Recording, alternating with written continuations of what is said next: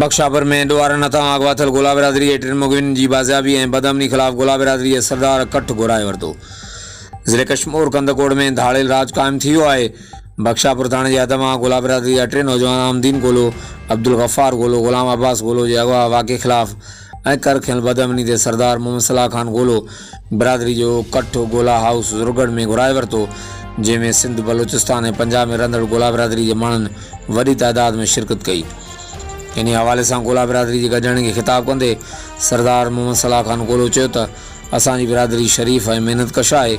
असांजे माण्हुनि खे काफ़ी अरसे का अगवा करे भुंग वरतो पियो वञे, जंहिंमें मुग़वियुनि जी बाज़ियाबी ऐं ज़िले में अमन अमान जी बहाली लाइ आम फ़ैसिला कया विया आहिनि। हुन चयो त गोला बिरादरी सां हर वक़्तु कुझु बिरादरियूं वक़्तन बवक़्तन ज़्यादतियूं करे रहियूं आहिनि। हाणे ज़्यादती करणु कंहिंखे बि न ॾिबी। हिन वधीक चयो त जेके फ़ैसिला कया विया आहिनि, जंहिंमें असांजा माण्हू अगवा कया विया आहिनि, असां बि उन्हनि जा माण्हू अगवा कंदासीं। असां धाड़ेलनि खे हिकु बि रुपयो भुंग न ॾींदासीं। मुग़वियुनि खे पुलिस जल्द बाज़ियाब कराए असांजी शराफ़त खे धाड़ेल कमज़ोरी न सम्झनि। टिनि मुग़वियुनि जी बाज़ियाबी लाइ भले मुग़वियुनि खे हिकु महीनो हिकु साल पाण वटि विहारे छॾनि, खेनि क़त्ल करे छॾनि, पर भुंग लाइ सोचनि बि न। पंहिंजी बिरादरी जे माण्हुनि जी हिफ़ाज़त गोला बिरादरी खे करणी आहे। शराफ़त घणी थी, हाणे सिर जो जवाबु पत्थर सां ॾिनो वेंदो। वधीक छा चवणो हो अचो त ॿुधूं था। ॾोहारी जंहिं मक़सद लाइ माण्हुनि खे अगवा कनि था, उहो इन मक़सद खां त भुंग वठी करे उन्हनि खे वापसि कयो वेंदो आहे। पर असां जे क़ौम इहो अहद कयो आहे त असांखे 5 रुपया बि जेके आहिनि त इहे कंहिंखे ॾोहारियुनि खे ॾियणा न आहिनि जो असां पंहिंजा मग़वी वापसि करायूं। असां उन्हनि खे बि इहो पैगाम ॾियूं था पिया ॾोहारियुनि खे त महिरबानी करे असांखे पंहिंजा मग़वी 24 कलाकनि जे अंदरि वापसि करे ॾियो।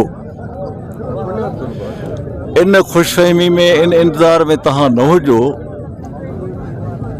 त असां तव्हां ॾे लख रुपया मोकिलींदासीं ऐं तव्हां खां पंहिंजा मग़वी वापसि वठंदासीं। इहे क़तन कोन थींदो। हबीब साहब, इहा असांजी शराफ़त आहे। पंहिंजा माण्हू वापसि कंदासीं हिकु त पुलिस जी मदद सां, इंतज़ामिया जी मदद सां।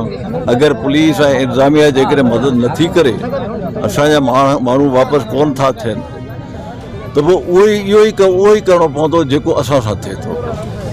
माना मजबूरन ईअं करिणो पवंदो, ॿियो को रस्तो असांजे लाइ कोन रहंदो। कचे जे रुख खां बहितर तरीक़ो इहो आहे जेको मां तव्हांखे हाणे ॻाल्हि करेसि। तव्हांखे यादि हूंदो, मां अॻ में 2-3 दफ़ा तव्हां दोस्तनि मां इहो ई सुवालु कयो त डाकू धाड़ेल सिर्फ़ु कचे में न आहिनि, पके में बि आहिनि। उन्हनि जा पुश्तपनाह, उन्हनि जा जेके मददगीर, उन्हनि जा जेके पुठ भराई करण वारा, उहे पके में वेठा आहिनि।